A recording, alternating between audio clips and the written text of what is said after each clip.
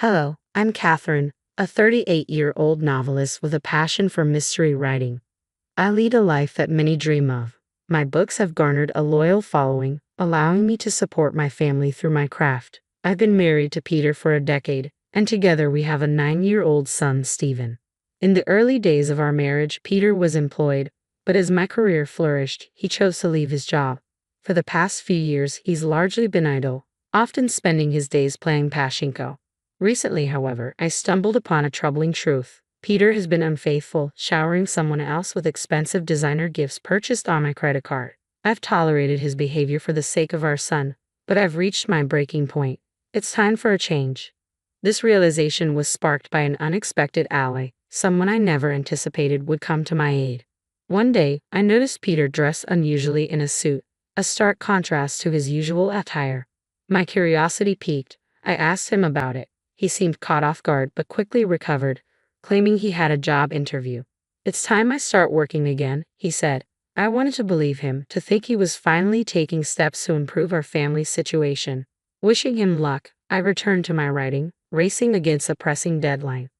Hours passed, and it wasn't until 2 a.m. that Peter finally returned.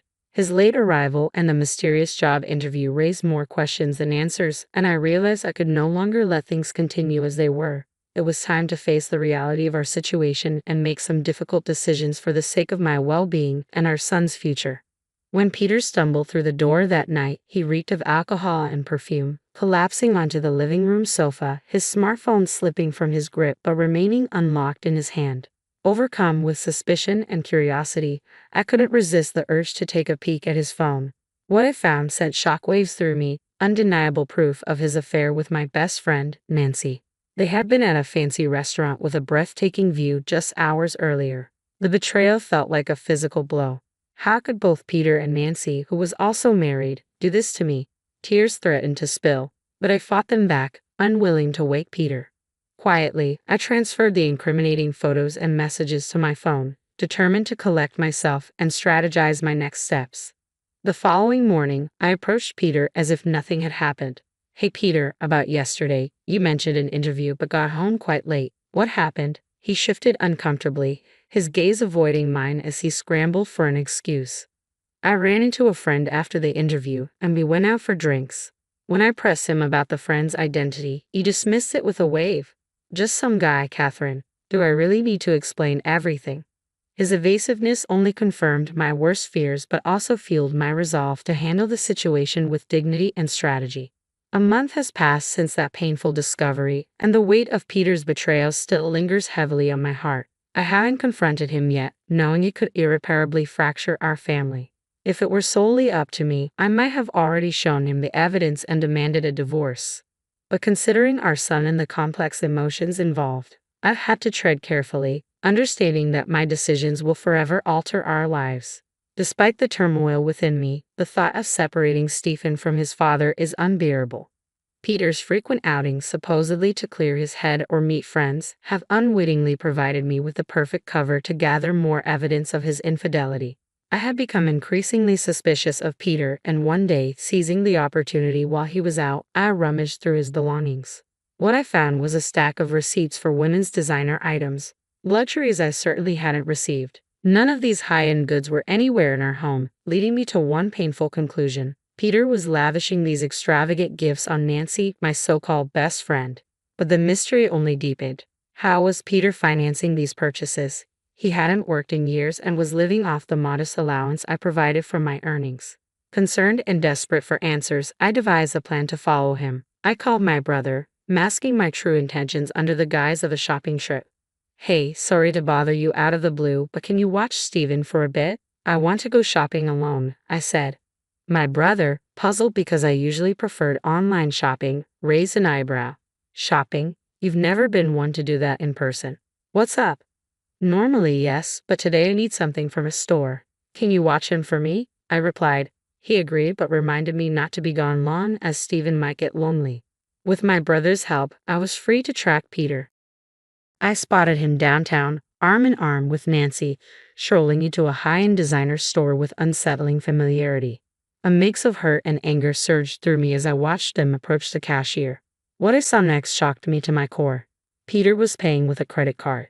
My heart sank as I realized it was my secondary credit card, the one I usually kept tucked away in an unattended drawer at home. Peter had taken it without my knowledge. The betrayal was deeper and more complex than I had ever imagined. Witnessing it firsthand was painful, but it armed me with the undeniable proof I needed. Now, I had to decide what to do next, knowing that whatever steps I took would impact not just my life but Stephen's as well. Over the past few months, I have been making significant purchases for my home office, including monitors, keyboards, and new furniture, all the while feeling the weight of this deception looming over me. I hadn't realized that Peter was using my busy schedule to mask his deceitful spending.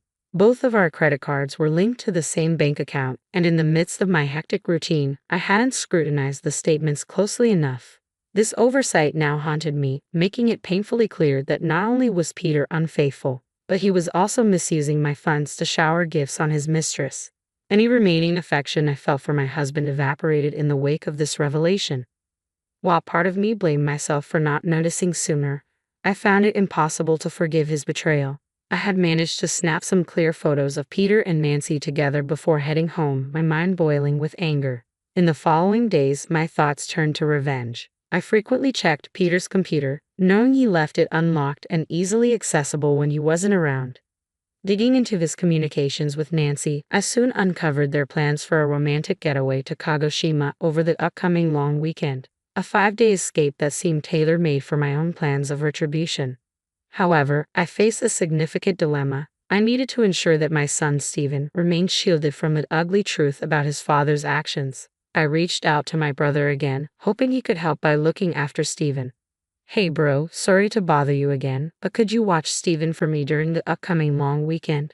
His response, though supportive, carried a hint of concern. "You mean for all 5 days?" he asked, sounding surprised. Before I could reply, he added firmly, "Catherine, stop trying to handle everything on your own. Peter's cheating on you, isn't he?" I was taken aback by his directness. "How did you know?" I asked, my voice a mix of shock and curiosity. "I heard it from Stephen," he revealed. Hearing my son's name in this context jolted me. Despite his young age, Stephen had sensed that something was amiss with his father. This complicated matters further, as it meant that Stephen was more aware of the situation than I had hoped. Now, I had to navigate not only my response to Peter's betrayal but also how to protect my son from the emotional fallout. I hadn't realized how deeply Peter's actions were affecting Stephen until my brother pointed it out. Despite my efforts to shield him, Stephen had sensed the tension and pain in our household. As I grappled with these revelations, Stephen, having overheard our conversation, entered the room. "Mom, it's okay. I'm on your side," he said, his clarity surprising for someone so young. "Are you sure, Stephen?" I asked, touched by his understanding and support. "I don't want anyone who makes Mom sad. As long as I have you, I'm okay," he replied confidently. "Thank you, Stephen. And thank you too, bro," I expressed, feeling the surge of gratitude for their unwavering support.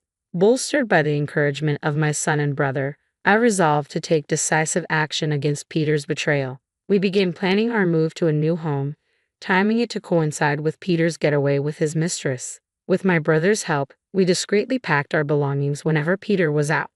The night before the long weekend, as Peter buzzed with excitement for his trip, I decided it was time to confront him and perhaps give him one last chance to explain himself. "Peter, what's with the suitcase? Why are you packing?" I inquired as I watched him shuffle through his things. "Oh, this? I'm going on a trip with a friend starting tomorrow," he answered nonchalantly. "A trip? Did you mention anything about that? Seems like a last-minute decision," I probed, hinting at my knowledge of his misuse of the allowance. Peter's annoyance was palpable as he attempted to brush off my questions. "Don't talk to me about it anymore, Catherine," he snapped. I lowered my voice, pressing in further. "Are you really going on this trip with just a friend?" My tone caused him to flinch, his shoulders tensing as he realized how much I knew. His reaction confirmed my suspicions, and I understood what I had to do next, for myself and for Stephen. Despite his obvious deceit, Peter tried to downplay my concerns. "You've been nagging me a lot lately, Catherine," he said, trying to justify his secretive plans as merely a getaway with a friend. "Have a good time," I shot back, my voice dripping with sarcasm as I left the room. Deep down, I wished Peter had been honest with me. Perhaps I might have considered working through our issues amicably. maybe even discussing alimony and child support despite his infidelity. There was a time when he had been my pillar, supporting me through my struggles to get my novel published. I didn't want to harbor hatred or resentment toward him. However, given the extent of his deception, I knew I couldn't just stand by for the sake of my son and my future. Ending the relationship had become inevitable. There was no merit in preserving ties with someone who had been so repeatedly dishonest. The next morning, by the time I woke up, Peter had already left for his trip. I immediately checked a drawer and, as expected, found my credit card missing. Without hesitation, I called the credit card company to report it lost and blocked any further transactions. As I managed these logistics, Stephen woke up and greeted me with a bright smile. "Mom, today's the day, right?" he asked eagerly. "Huh," I replied, momentarily confused. "We're moving to our new home today, right?" His eyes sparkled with excitement, dispelling any residual anxiety I felt. "That's right, Stephen. I've canceled the credit card, and now it's time for us to move on to our new home," I confirmed, feeling a mix of relief and anticipation. "Yeah, I'm excited for our new home," he exclaimed. With my brother's invaluable assistance, our move went smoothly, and as we settled into our new environment, I felt a powerful sense of a fresh start. Stephen's enthusiasm and resilience reminded me that no matter how challenging our circumstances had been, a new beginning was not only possible but also filled with potential. A sense of renewal washed over Stephen and me as we settled into our new life. Meanwhile, Peter's belongings were sent to the address he had specified, marking a definitive break in our lives. This tranquility, however, was soon interrupted. The next day, while we relaxed in our new surroundings with my brother's support, my phone rang. "Hello, Catherine. It's Peter. Can you transfer me some money? I've spent more than I planned and need some extra cash," he said, completely unaware that I had frozen the credit card he usually misused. "Didn't you say you were going to stick to your allowance?" I replied, my tone sharp. "Come on, don't say that. I can't enjoy my trip if you do," he complained. "Alone? Aren't you with Nancy?" I shot back, cutting straight to the heart of the matter. Peter sounded taken aback. "What are you talking about? Who's Nancy? What's going on with the card?" he asked, trying to play dumb. "It's pointless to act innocent. Your lies aren't working," I snapped, my patience wearing thin. "It's clear you've been cheating on me with my best friend. Did you really think you wouldn't get caught?" "This isn't what it looks like. It's not cheating," he stammered, desperation creeping into his voice.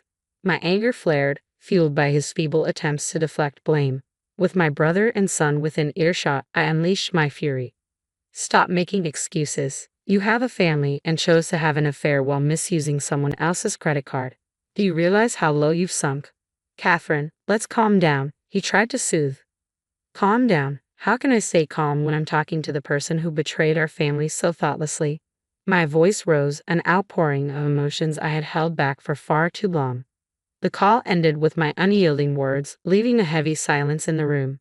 My brother placed a reassuring hand on my shoulder, while Stephen looked up at me, his young face a mixture of confusion and concern. This painful moment marked the beginning of a new chapter for us, one where we could move forward from the deception and hurt.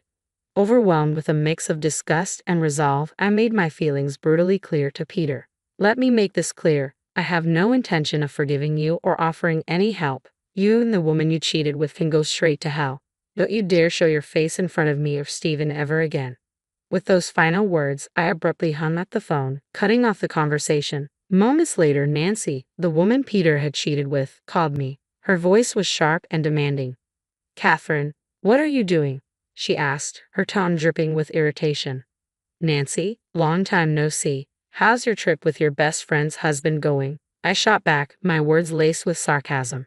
"Shut up. Explain yourself," she snapped. "Don't play dumb. You sent Peter's belongings to my house, didn't you?"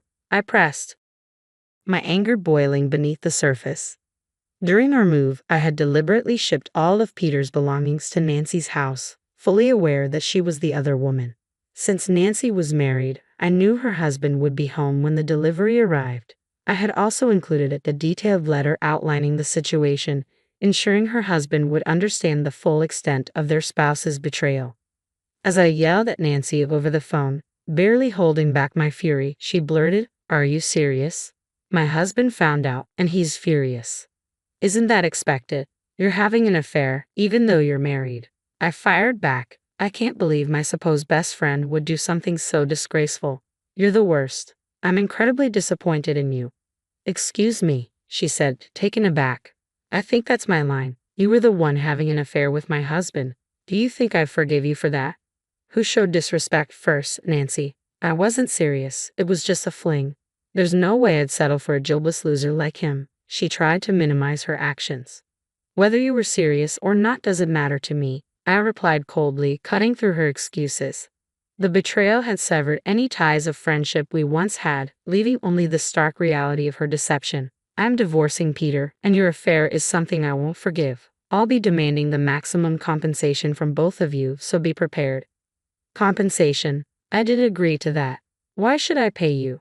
Nancy protested, her voice tinged with panic.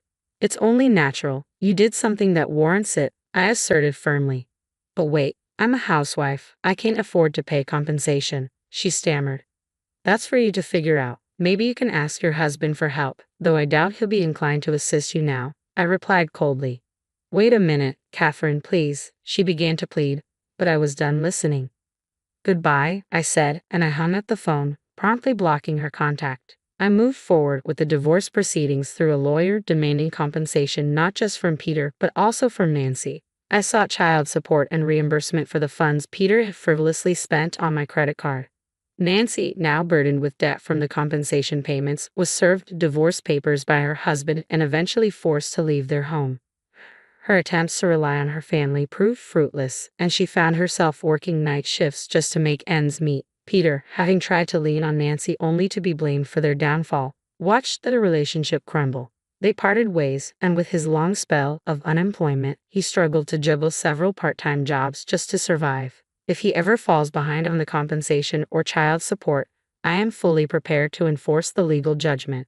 Meanwhile, Stephen and I are thriving in our new environment. He is growing up quickly, blossoming in a home filled with love and free from the sadness of the past. My focus is on continuing to provide him with a nurturing atmosphere, shielding him from any further emotional turmoil.